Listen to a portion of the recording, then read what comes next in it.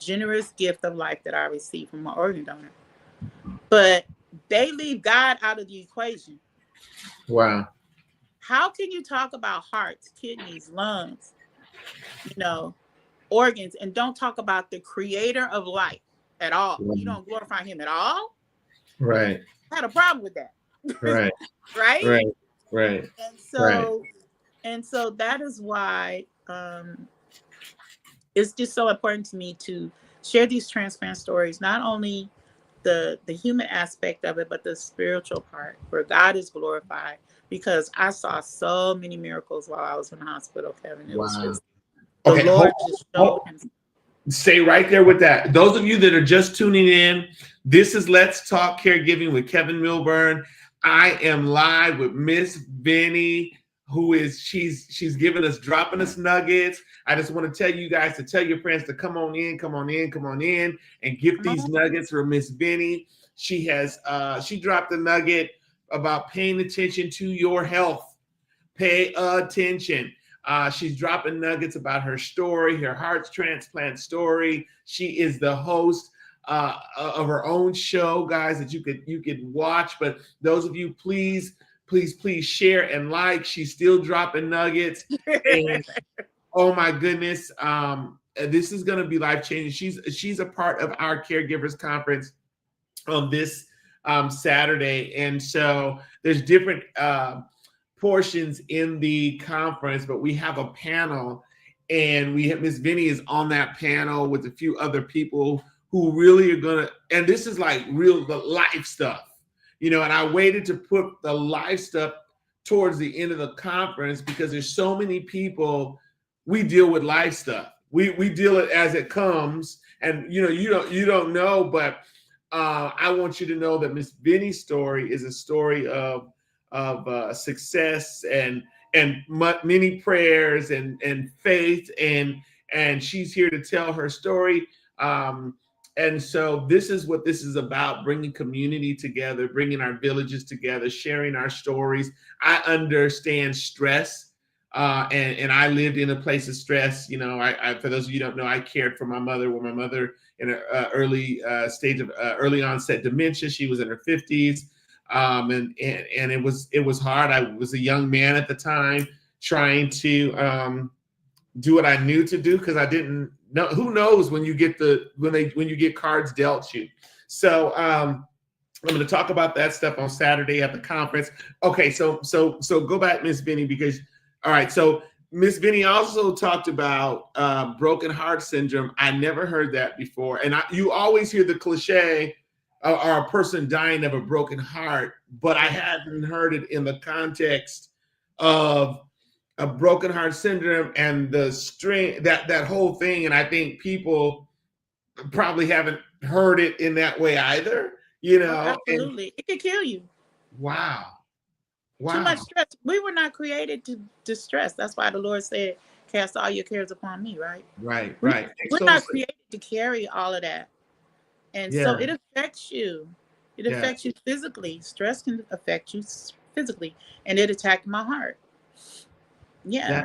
That is amazing. And so you went through the process. So how long, or when did you find out that did you have to go through testing to find out whether a heart or the process of being able to get a heart? Well, first I had to get placed on the transplant list. Remember I told you my doctor worked diligently for like a month just to get the paperwork done, and at the same time they put me on medication to keep me alive because, like I said, my heart function was only 12%. So I could not leave the hospital. I was on life-saving medication. Wow. And so I waited for 30 days just to get on the list. And once I got on the list, I had to go through all of these tests to qualify to be a heart recipient. Okay. And they test you from the rooter to the tutor. You know what I'm saying? They test you, man. They test everything. They even came and pulled out a tooth out of my mouth when I was in hospital. In the bed. The dentist came to me. That's crazy, right? Really? Yeah. Wow. While I was in ICU. So yeah. And so the whole process from the time I got on the list until I had my heart transplant surgery, it was 6 months in ICU. And so you lived at the hospital the whole time. Oh yeah, I couldn't leave. I could not leave the hospital. And Wow. I heard code blue every single day. Wow. Every Wow. single day. It was difficult. It was very, very, very difficult. It was probably the worst time of my life, but at the same time, it was one of the most memorable times of my life. I made a lot of relationships with the nurses and the doctors that I still have today, that are very beneficial to me now that I'm, doing this patient advocacy for other transplant recipients through the Nice. television program, over the years. It's been 10 years, and I was a One Legacy ambassador as well, able to Wow. share my story with them. I was in the Rose Parade. I've been Okay, on. that's what I was gonna say because I saw the footage. I saw the footage of you at the Rose I was Parade. in the Rose Parade waving. Yeah. Yeah, Yeah. it's been an incredible ride, and I never thought, when I was sitting in that hospital room, I never thought that the Lord would turn my life around the way He has. Well, And so you're I'm just touching really so many people. You're touching. I mean, like you were like the poster child for and like you have your own show that I'm just like, and I'm not shocked. I'm not shocked because I've watched you like behind the scenes and how you have evolved. I mean, listen, you were and you are the designer extraordinaire, and you have designed for so many great people. And not only is your favorite color purple, right? yes, yes. I don't have purple hair today. Yeah, no, I it's need all a little good. It's all something good. different. It's all good.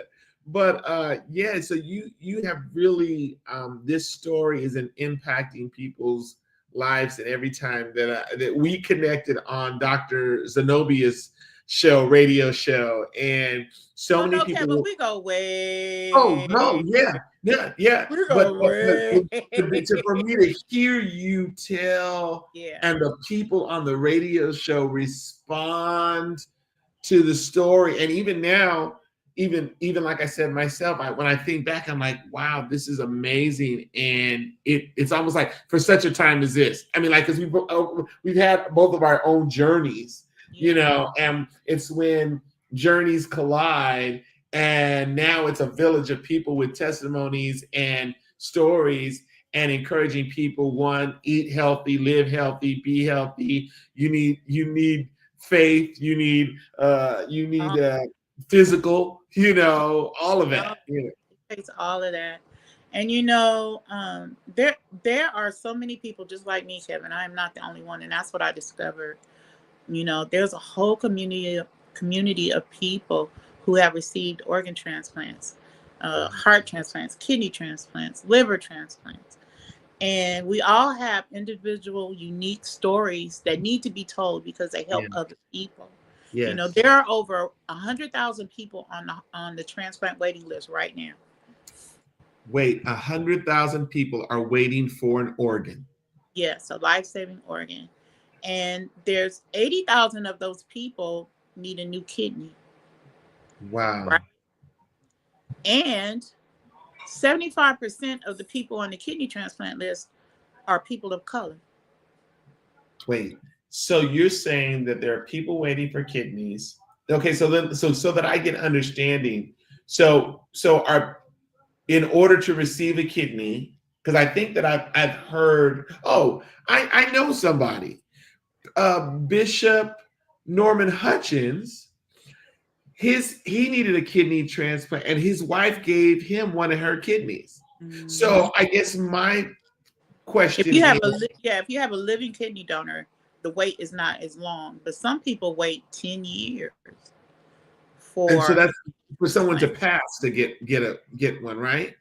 Well, you can be a living kidney donor, or it could be a deceased organ donor. Either way. Okay. And it's a list that they have to put you on, and you have to qualify for it. It's a Yes, process. it's a process. Yes, you get the best physical of life, because they examine you. But we definitely need more kidney donors. But what I am finding, Kevin, is we serve a God who could do anything. I just believe that. I have Yes. seen miracles of healing, and so have you. And so my prayer is that God will supernaturally heal and deliver everyone who needs a a transplant. That is my prayer right now, because I would not wish this life on anyone, to be honest with you.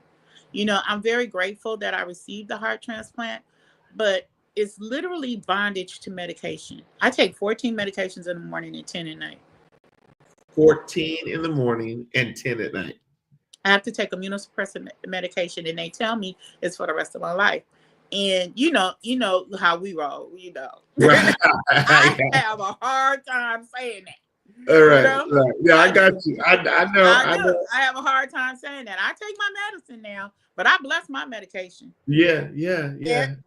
I bless my medication. I declare I will have no side effects, that it will not cause cancer.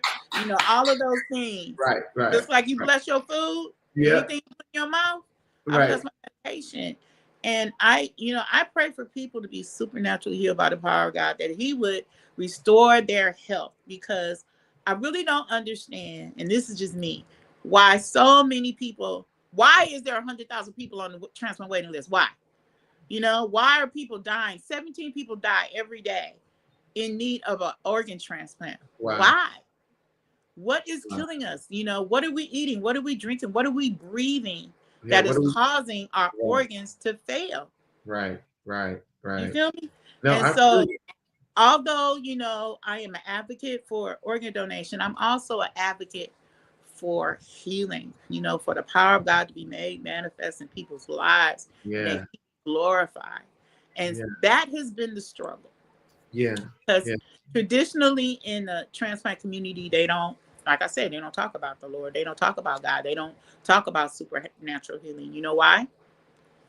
Because there is millions of dollars in transplant. Sure. There's millions of dollars in transplant medication. Do you know that one of my transplant medications costs $1,200 a month? Just one.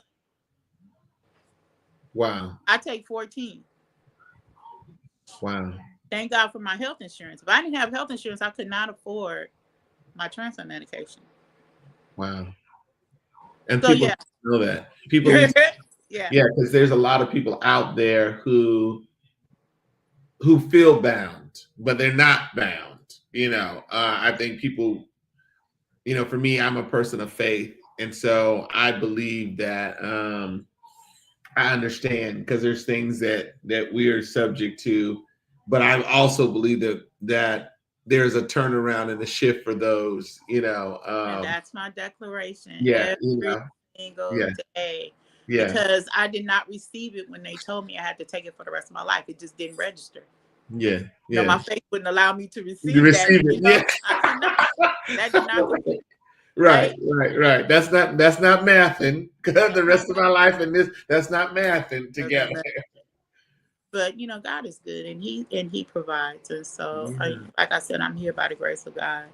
And, well, you were listen. I think, you know, it also speaks to your ordered steps, that this had to be, because you are a light and an advocate, and those people need to hear your story. Now you are a show host, and I already told you, I'm like, I watched some of your postings, and I'm like, I can so see her like transition, like regular TV. Like you like, come on now. Your look, you better speak that, Kevin. You know, like everything. And I think that you have a brand that thousands and millions of people would watch and talk. Like, I'm listening to you, and I would so be like, with my remote, like, it's 3:00. It's Miss Vinnie's on. You know what I'm saying? And so, and let me tell you, I believe like that. You know what I'm saying? Like, I believe like that. And so people not only need to hear your story, but they need hope. You know, and I think that we're hope carriers. You know, I stayed broken for many, many years after. Well, wait a minute. Wait a minute. I dealt with the spirit of rejection because of my father, my mom's divorce, and all this stuff that came just about maybe 2 years ago. I didn't realize, like, oh wow, I have been burdened with something that wasn't mine. And it was deposited in my soul's garden, and I've been living in this place that didn't belong to me. And I had to change my thoughts, my mind, and deep. But there's so many people who go through so much and carry so much. They need a hope carrier like you to tell their story or tell your testimony or say, hey, listen, I don't even let my mouth say that, or I don't even talk, And so I love that, because this is where iron sharpens iron, and we're here to help others. There's sometimes when people go into a certain space of negativity or whatever, and I'll be like, wax on, wax off. I'm not even there. I can't receive that, but words have power, yeah. And okay, so I want to so here we're going to be at the Caregivers Conference on this weekend, and so you have the gift of a son who would be there by your side. And let me tell you something. I was just telling someone today. I said, well, how did you take care of your mom? This is me, mom, and Alzheimer, me, mom, and Alzheimer's. And they said, well, why? And I said, love. It was love. And I know that your son loved his mama. And I've seen it. I've seen him, and I've seen it in his eyes. And so, tell me about your loving son who walked by your side. Wonderful son, Tony. Wow. His name is Anthony Owens, and I'm telling you, I would not be alive today if it wasn't for him. That young man, I put him through a lot. When I first started having heart issues, he was only like 21 years old, and when I was in the hospital, he was always be the one to call an ambulance. And like I said, 75 times in and out of the hospital. I would see him. One of the hardest things for me was when he would have to call the ambulance, and I'm in the ambulance looking out the little window, and he's standing on the street looking at me, not knowing whether I was going to come home or not. Wow. He did that multiple times, And when I went to the hospital in 2014, I think he was only 23 years old. And when I tell you, I literally put my life in his hands. I gave him my wallet. I said, here. He had everything, when I tell you he managed everything. Wow. He paid all the bills. He paid, he handled everything. At 23 years old, there was nothing missing, nothing lacking. I came home and everything was just like it was when I left. Wow. We were not in debt the whole time. What a good son. He managed everything. And, that's a lot of pressure for a 23-year-old. Absolutely. And I know, and so I can relate to Tony because I was in my 20s with my mom. And one thing that I admire, or I know, is that my mom always called me her son of deliverance, because the timing that I came in her life, I was unexpected. And so to look in the future and to know that I would have the privilege to serve my mother in such a time of her life, I would do it again. I would absolutely do it again. I didn't know what my life was going to look like. I didn't know where I was going to plant my feet. And that's why I didn't know that he would give me the gift of being able to encourage others in their caregiving journey. And on the flip side of it, as we have the privilege to care for our loved ones, I'm encouraging everyone, don't forget about yourself during the journey. Absolutely. That's so important. And so that's the thing. I think a lot of times we don't talk about caregiving, and I'm encouraging families, you got to have the conversation. We didn't have the conversation with my mom, because who would have thought she would have got dementia, early onset dementia in her 50s? Because in my family, everybody lived long. My great grandmother lived to be 102. All of their long living folks. So that was the first time for me to what? Not mama. Well, what? What? And so this Caregivers Conference is to really to uplift, to encourage people to have the conversation. That's why I'm so glad you're a part of the conversation and a part of the conference, because no one talks about the organ donor situation, or no one really can, what do you do? How do you make those steps when if a parent has congestive heart failure, or whatever the scenario may be, you know. And that support is ongoing. You know, Yeah. him supporting me did not stop when I had my surgery. Wow. Because transplant life is totally different. Your life is totally changed. Like I said, you're taking these immunosuppressant medications every single day, and they change, your body. They change, I had brain fog for like 7 months. I mean, it's like, they're Really? strong medications because it suppresses your immune system. And so, to this day, I still need him, and he's a very big supporter, What? in my life. It's very important. And so he has an incredible story as well. But these are things that we need to talk about, you Yes, know, yes. and not keep it, a family secret. There are no family secrets anymore. We're all going Right, through so much, right. and we need to support one another. We need to educate one another.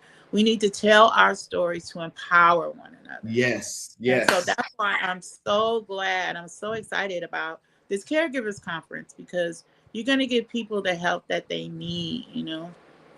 Well, I feel privileged. I feel honored to be connected to so many people, so many great people like Miss Vinnie.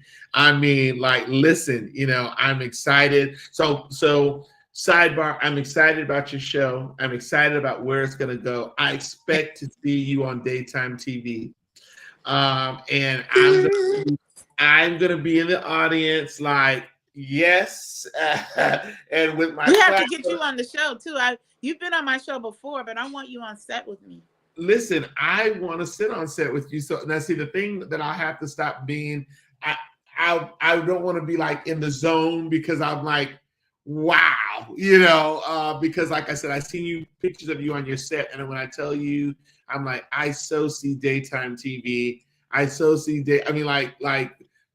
Somebody's network is gonna be knocking on Miss Vinnie's door, because there's Don't no say one it. like you, and I think the transplant life, there's a world out there who needs to know, and your spirit and your faith.